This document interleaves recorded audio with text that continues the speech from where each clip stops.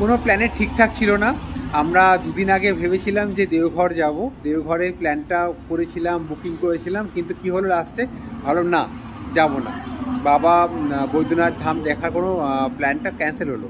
আজকে 1 মে, না এবার যেতেই হবে, আর দেরি নয়। আজকে কাজের চাপ একটু কম আছে, তো বেরিয়ে পড়লাম। ওখানে গিয়েও কাজ করব। আমার প্ল্যান হচ্ছে দেওঘর পুরো ঘোরা। দেওঘরে যে নওকালা মন্দির আছে, তপবন আছে, ত্রিকুট পাহাড় আছে, বা বৈদ্যনাথ ধাম মন্দির আছে। কারণ আজকে আমরা পৌঁছবো 4 ঘন্টার মধ্যে পৌঁছে যাব। তো এখন বাজে 7টা।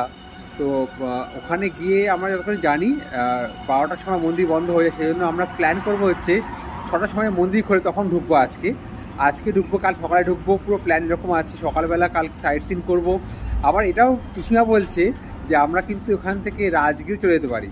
তো মারাত্মক প্ল্যান হচ্ছে, এখানে ওখানে ঘোরা হচ্ছে, কোনো আমাদের প্ল্যান তো ঠিক থাকে না, কিন্তু যতখানি পারবো এক্সপ্লোর করবো, ততখানি টাইম আছে। কারণ আমাদের শনিবার তো ফিরতেই হবে।